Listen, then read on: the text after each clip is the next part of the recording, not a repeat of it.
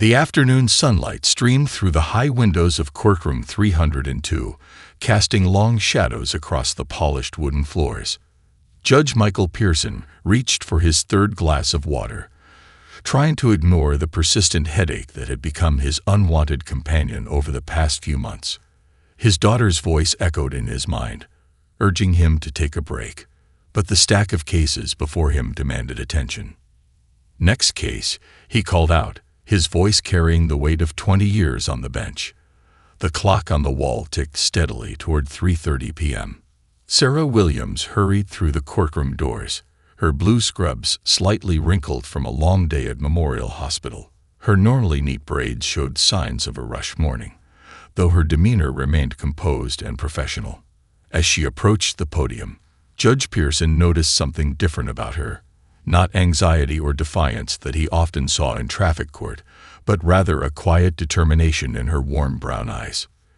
"Your Honor," she began, her voice clear and steady, "I understand I'm here for a parking citation, but I'd like to explain the circumstances if I may." She held her medical badge in one hand, a collection of papers in the other. Judge Pearson nodded, ignoring another wave of fatigue that washed over him. The courtroom lights seemed particularly harsh today. "Proceed, Ms. Williams." "I'm a registered nurse at Memorial Hospital," Sarah continued, gesturing to her scrubs. "That morning, I had an important medical appointment before my shift. I arrived at the medical center and found the main lot full. I parked in what I thought was an overflow area." She paused, collecting her thoughts. "I later learned it was a restricted zone." The judge studied the citation before him. Through his reading glasses, he could see the precise details. "Vehicle parked in an emergency vehicle zone, 8:47 a.m., Tuesday." His eyes drifted to the dark circles under Sarah's eyes, recognizing the same exhaustion he fought daily. "Ms. Williams, while I appreciate your candor, the sign marking the restricted zone was clearly visible. The location in question is reserved for emergency vehicles for a reason." He adjusted his glasses, a habit his late wife used to tease him about. "Healthcare workers, more than most, should understand the importance of keeping these spaces clear."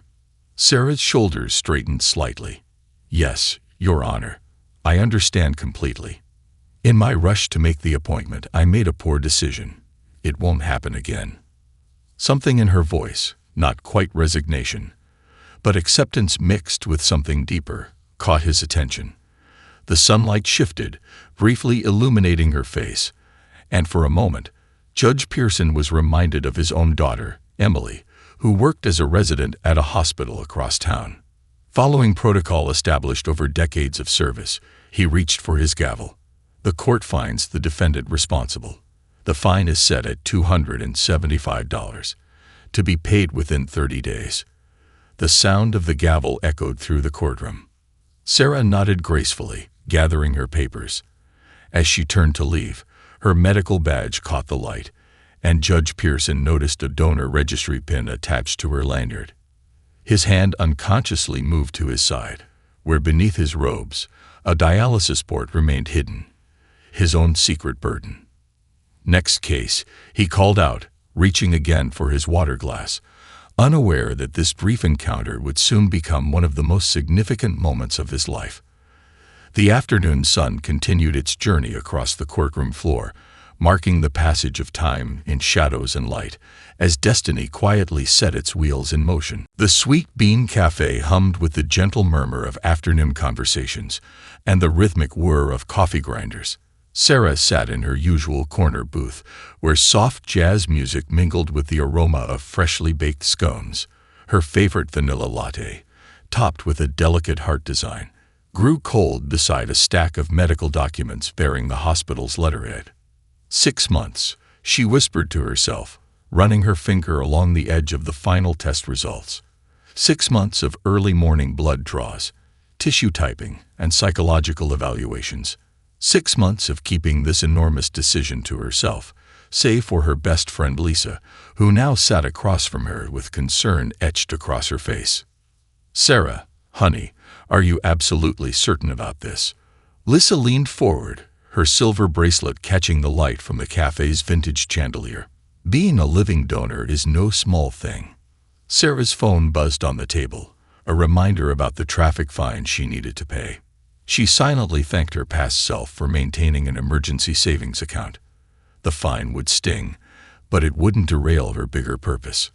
"I've never been more sure of anything," Sarah replied, pulling out the final compatibility report.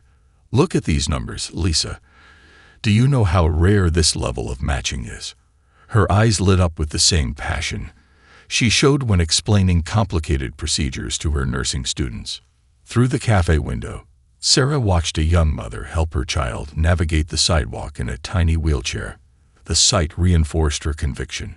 Her own mother had taught her that capacity to help carried with it a responsibility to act. "Mom would have done the same thing," she said softly. Lisa reached across the table, squeezing Sarah's hand. "She would be so proud of you. I just worry about the recovery time. You love your work at the hospital. Can you handle being away?"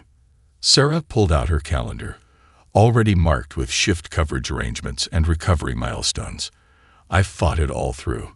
Dr. Martinez approved my medical leave, and the transplant team says most donors return to work within 6 to 8 weeks." The cafe's bell chimed as new customers entered, bringing with them a burst of autumn air. Sarah wrapped her hands around her cool coffee cup, remembering the morning's court appearance. The judge's tired eyes and slightly trembling hands hadn't escaped her notice, signs she was trained to recognize. "It's strange," she mused, "but being in that courtroom today, it reminded me why I'm doing this. We're all just people, trying our best to make it through each day. Sometimes we need help, and sometimes we can be the ones to offer it." Lisa nodded, understanding dawning in her eyes. "You always could see the bigger picture, ever since nursing school." Sarah gathered the papers, carefully placing them back in their folder. Her donor ID card peeked out, a small piece of plastic that represented such an enormous decision. "The recipient's identity is still confidential, but I know they've been waiting for a match for over 2 years. 2 years of their life on hold, Lisa. I can give them back their freedom." As the afternoon sun painted golden rectangles on the cafe floor, Sarah signed the final consent form with steady hands. The same hands that had comforted countless patients, that would soon give a stranger a second chance at life. Outside, leaves danced in the autumn breeze, nature's reminder that change was life's only constant. "So," Lisa said with a gentle smile, "when do they schedule the surgery?" Early morning light filtered through the bedroom curtains as Judge Michael Pearson struggled with the simple task of buttoning his dress shirt. His fingers, once steady enough to play piano for his late wife, Margaret, now trembled like autumn leaves in the wind. He stared at his reflection, noting how his collar seemed looser than before. Another silent reminder of his declining health. "Dad?" Emily's gentle voice came from the doorway. His daughter stood there in her hospital scrubs, having stopped by before her shift, as she did every dialysis day. "Let me help you with that. I used to dress myself for court before you were born." He attempted to joke, but the frustration in his voice betrayed him. Emily stepped forward, her gentle hands making quick work of the buttons. She pretended not to notice the new worry lines around his eyes, or how his court robe hung a little looser each week. "You know, there's no shame in taking a leave of absence," she said carefully, adjusting his tie. "Judge Roberts offered to cover your cases." Michael shook his head, reaching for his reading glasses. "The court needs consistency. People count on." A wave of dizziness interrupted his words, forcing him to grip the dresser edge. Emily steadied him, her doctor's instincts kicking in. "Your latest blood work shows the kidney function is down to 15%. You can't keep pushing yourself like this." On the dresser, a photo of Margaret seemed to watch them with concern. She would have known exactly what to say, exactly how to convince him to slow down. But she had been gone 3 years now, and their daughter had inherited her gentle persistence. Later that morning, in the courthouse break room, Michael sipped water while his colleagues shared their usual morning coffee. Judge Sandra Chen watched him with poorly concealed concern as he declined a fresh-baked muffin from the basket she brought. "Michael," she said softly, when the others had left for their chambers, "we've known each other for 20 years. You don't have to pretend with me." He managed a weak smile. "Just following doctor's orders on the diet, Sandra. Nothing to worry about." But there was plenty to worry about. The dialysis port hidden beneath his robes ached, a constant reminder of his body's betrayal. The morning's cases blurred together as he fought waves of fatigue. Only his iron will and 3 decades of experience kept his voice steady as he delivered rulings.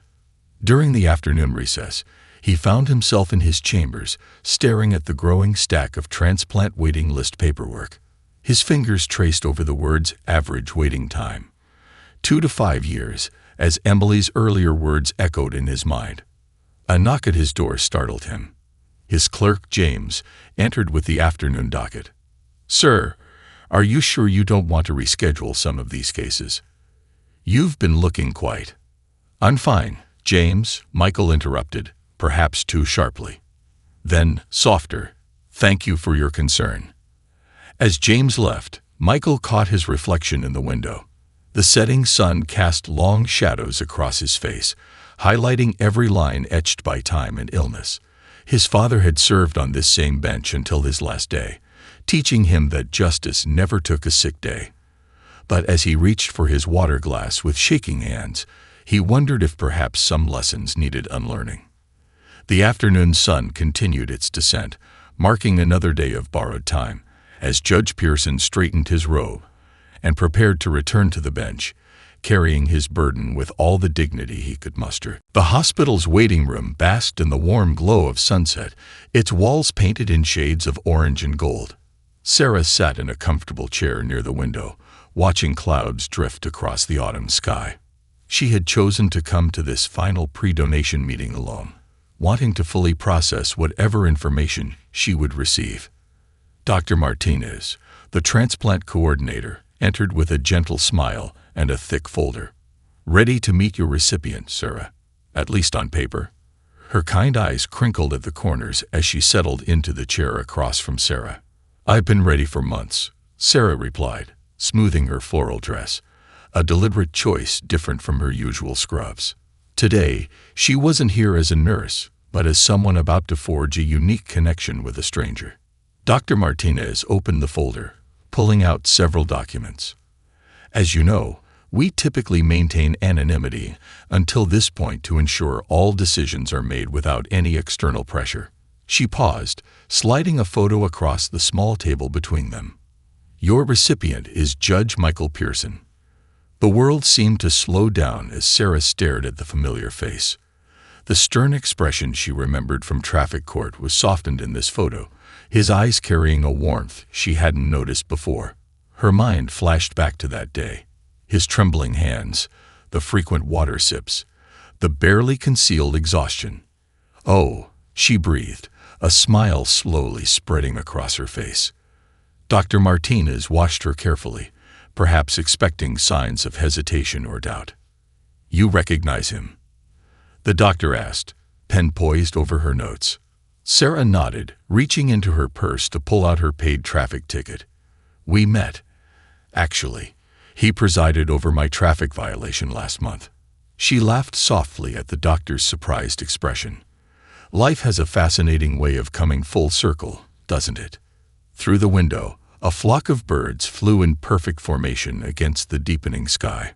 Sarah thought about how sometimes the most meaningful patterns in life only become visible when you step back far enough to see them. "Does this change your decision?" Dr. Martinez asked gently. "Some people find it more complicated when they know their recipient." Sarah turned back to the photo, studying it with new understanding.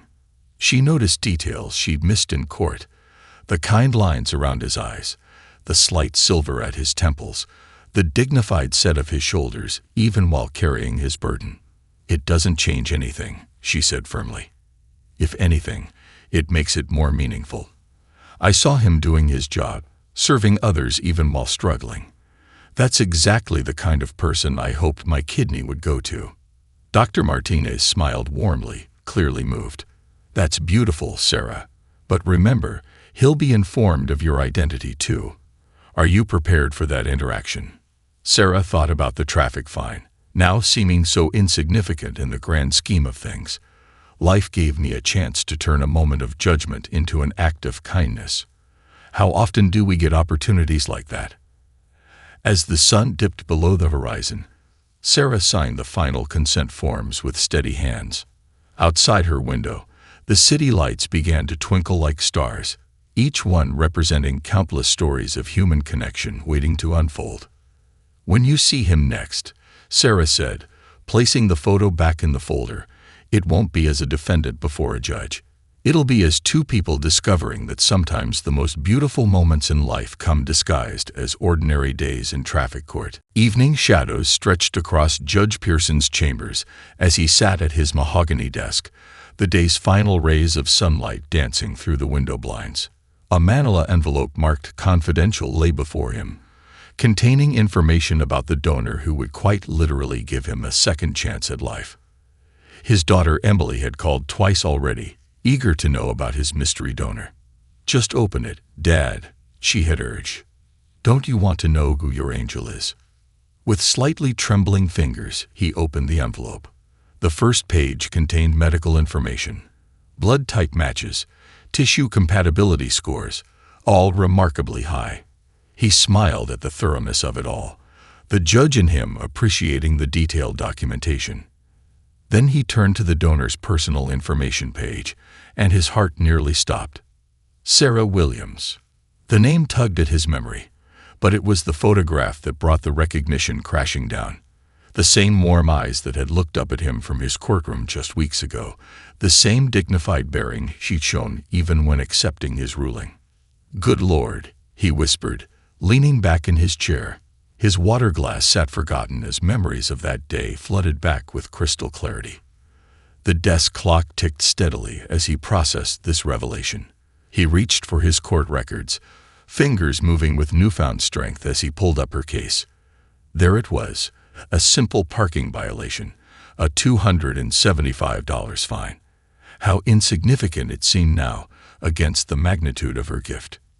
A knock at his chamber door startled him. "Come in," he called, his voice rougher than usual. Sandra Chin, his fellow judge and friend of 20 years, entered with concern etched on her face. "Michael? Your clerk said you've been sitting here in the dark for hours." He looked up, suddenly aware that the room had grown dim. Sandra reached for the lamp, bathing the office in a warm glow. "I received my donor information today," he said softly, gesturing to the papers before him. Sandra sat down, her usual judicial formality softening. "And she's someone I find in my courtroom." He passed the photo across the desk.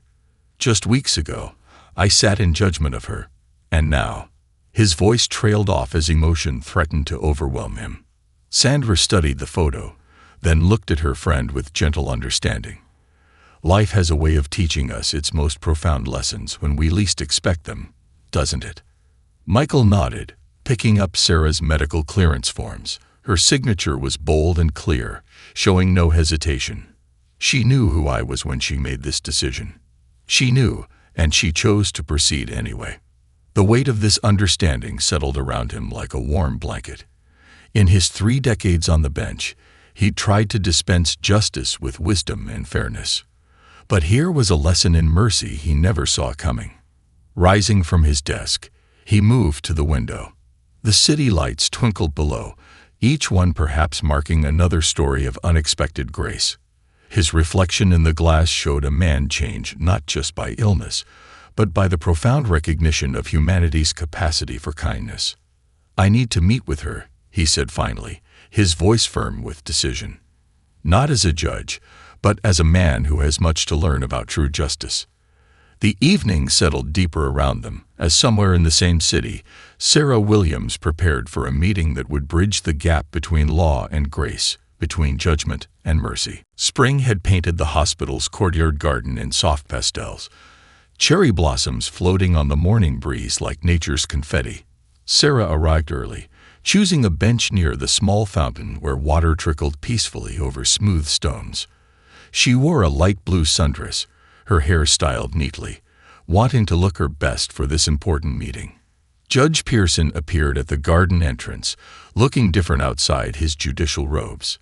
In a casual sweater and slacks, he seemed more approachable, though he carried himself with the same inherent dignity. Their eyes met across the garden, and time seemed to pause for a moment. "Ms. Williams," he said softly, approaching the bench. "Thank you for agreeing to meet with me." "Sarah, please," she smiled, gesturing to the space beside her. "We're well past courtroom formalities, don't you think?" He sat down, and for a moment they both watched a butterfly dance among the newly bloomed flowers. The morning sun warmed their faces, a gentle breeze carrying the sweet scent of jasmine. "I've been trying to find the right words," he began, his hands clasped in his lap. "In court, words come easily. But here," he paused, watching a pair of sparrows splash in the fountain. Sarah turned slightly toward him, her expression gentle. "Sometimes the simplest words are best." He nodded, meeting her gaze. "Why? After how I treated you in court." "You did your job," she interrupted softly. "You upheld the law, which is exactly what you should have done." She reached into her purse and pulled out the paid ticket, now looking worn at the edges. This was about rules and responsibility. But what I'm doing now, this is about something else entirely. A young nurse walked past, pushing an elderly patient in a wheelchair, both of them smiling at the beautiful morning. Judge Pearson watched them, thinking about how many stories of kindness these hospital gardens must have witnessed. "I've spent 30 years looking at life through the lens of law," he said thoughtfully. "Black and white, right and wrong, actions and consequences. But you've shown me something different." Sarah smiled, noticing how the morning light softened his features. "You know, when I was young, my mother always said that life's greatest opportunities often come disguised as ordinary moments. That morning in your courtroom was just such a moment." "Tell me about your mother," he said, genuinely interested. "She sounds like a wise woman." As they talked, the formal barriers between them melted away. They discovered shared loves: classical music, mystery novels, Sunday crossword puzzles. They laughed about their mutual addiction to crime documentaries and shared stories about their families. "Emily, my daughter," Judge Pearson said, his voice warm with pride. "She's a resident at City General. She's been my rock through all of this." "She must be very proud of you," Sarah responded, "continuing to serve others even while dealing with your health challenges." The morning passed quickly, their conversation flowing naturally. Other visitors came and went, but in their corner of the garden, two souls were forming a connection that transcended their initial meeting. As the sun climbed higher, a hospital volunteer approached with a reminder about Sarah's pre-op appointment. They stood both reluctant to end this moment. "Sarah," Judge Pearson said, his voice thick with emotion, "thank you doesn't seem adequate." She touched his arm gently. "Then don't thank me. Just promise me you'll be there to dance at my wedding someday." His eyes misted as he smiled. "Now that's an order from a higher court that I'll gladly follow." Dawn painted the hospital corridors in gentle shades of rose and gold as Sarah completed her admission paperwork. The night nurse, Maria, smiled warmly as she attached the identification bracelet to Sarah's wrist. "Not often we have one of our own as a donor," she said softly, adjusting the band with careful fingers. In the pre-op room, Sarah changed into the standard hospital gown, folding her clothes neatly into the provided bag. Her hand brushed against something in her dress pocket, a small card from her mother's favorite poem about courage, worn smooth at the edges from years of reading. Down the hall, Judge Pearson sat on the edge of his hospital bed, reading a handwritten letter from Emily. His daughter had been called into emergency surgery at her own hospital, but her words wrapped around him like a warm embrace. "Dad, you've spent your life giving others justice. Today, someone is giving you a chance at a new life. I love you, and I'll be there when you wake up." Dr. Martinez moved between their rooms, checking final details. In Sarah's room, she found her former students sitting serenely, looking out the window at the rising sun. "Your vital signs are perfect," she said, checking the charts. "Any last-minute questions?" Sarah shook her head, her smile peaceful. "Just grateful for the timing. The cherry blossoms are blooming early this year." In the adjacent room, Judge Pearson received final instructions from the transplant surgeon, Dr. Klein. The judge's judicial composure remained, but his eyes betrayed his emotion when the doctor mentioned Sarah's excellent health and unwavering commitment. As the morning progressed, the pre-op team began their careful preparations. Lisa arrived, slightly breathless, carrying Sarah's favorite lavender-scented hand cream. "For after," she explained, placing it on the bedside table. "And this." She handed Sarah a small silver charm, a pair of wings. "Because today, you're someone's guardian angel." The transport teams arrived simultaneously, their coordinated movements like a well-rehearsed dance. As Sarah was wheeled toward the operating room, she caught a glimpse of Judge Pearson being moved down the connecting corridor. Their eyes met briefly across the distance. In that moment, no words were needed. His slight nod carried decades of dignity and gratitude.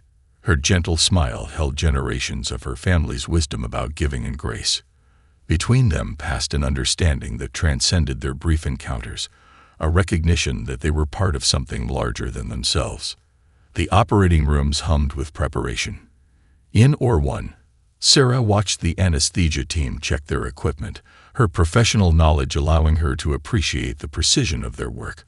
The ceiling tiles above her bed had been decorated with pictures drawn by pediatric patients, bright crayon suns, and rainbow hearts. In OR2, Judge Pearson noticed his surgical team included Sandra Chen's daughter, Amy, an operating room nurse he'd watched grow up. She squeezed his hand as she helped position his arm for the IV. "Ready to feel 30 years younger," she whispered with an encouraging smile. As the anesthesia began to take effect in both rooms, Sarah thought about the butterfly that had visited the garden during their meeting. Judge Pearson remembered the promise of a future wedding dance, their last conscious thoughts intertwined with the spring morning's hope, as outside the cherry blossoms continued their gentle dance in the breeze. Two teams of surgeons stood ready, two lives prepared to be forever connected. The morning sun reached its full strength, casting long rectangles of light through the hospital windows, illuminating the path toward healing and hope. 1 year later, the grand ballroom of the City Medical Center sparkled with celebration lights. The annual Donor Appreciation Gala had drawn hundreds of attendees, but all eyes were on the distinguished judge approaching the podium.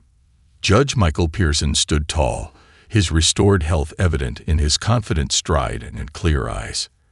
"A year ago," he began, his voice carrying easily through the hushed room, "I sat in my chambers, holding a traffic citation in one hand and a donor match notification in the other. Life, it seems, has a remarkable sense of timing." Soft laughter rippled through the audience. In the front row, Sarah sat beside her best friend Lisa, wearing an elegant emerald dress that matched the spring evening. Her recovery had been swift, allowing her to return to nursing within 6 weeks. But it was more than her body that had healed. Her spirit had blossomed in unexpected ways. "The law," Judge Pearson continued, "teaches us about justice. But my donor taught me about grace." His eyes met Sarah's, sharing a moment of understanding. "She showed me that true justice isn't just about following rules. It's about recognizing our shared humanity." At her table, Emily Pearson reached for Sarah's hand, squeezing it gently. The two had become close friends over the past year, often meeting for coffee to share stories about their fathers and their work in medicine. Tonight, Emily wore the silver wing charm that matched the one Sarah had worn into surgery, a gift they had chosen together. "Since returning to the bench," the judge said, "I've approached each case with new eyes. Behind every violation, every mistake, stands a human being with their own story." He paused, smiling. "I still uphold the law, but now I look for opportunities to blend justice with understanding." In the audience, Judge Sandra Chen nodded approvingly. She had witnessed her friend's transformation firsthand. How he now took extra time with each case, listening more deeply, seeking to understand the circumstances that brought people before him. The young woman who received my traffic fine that day, he continued, could have let that moment define our relationship. Instead, she chose to see beyond it. Her gift not only saved my life, it changed how I live it. Sarah's eyes misted as she remembered their conversation in the hospital garden, now blooming again with spring flowers. The promise he had made that day would soon be fulfilled. Her wedding to a kind pediatrician was set for the following month, and Judge Pearson would be there, ready to dance. Today, when someone stands before me in court, I remember my own moment of receiving grace. While justice must be served, it can be delivered with compassion. He smiled at the audience. After all, you never know. The person you're judging today might be your guardian angel tomorrow. As applause filled the room, Sarah noticed a young woman in the back, nervously clutching a traffic ticket. Their eyes met, and Sarah smiled encouragingly, recognizing the look of someone facing their own moment of truth. Later, as music filled the ballroom, Judge Pearson took his turn dancing with Sarah. "You know," he said as they moved across the floor, "Emily tells me there's a position opening on the hospital's ethics board. They need someone who understands both law and compassion." Sarah laughed, her joy infectious. Life does have a way of bringing things full circle, doesn't it? Above them, the ballroom lights sparkled like stars, witnessing another moment in their continuing story. A story of how justice and mercy had learned to dance together, transforming not just two lives, but countless others through their rippling example of grace.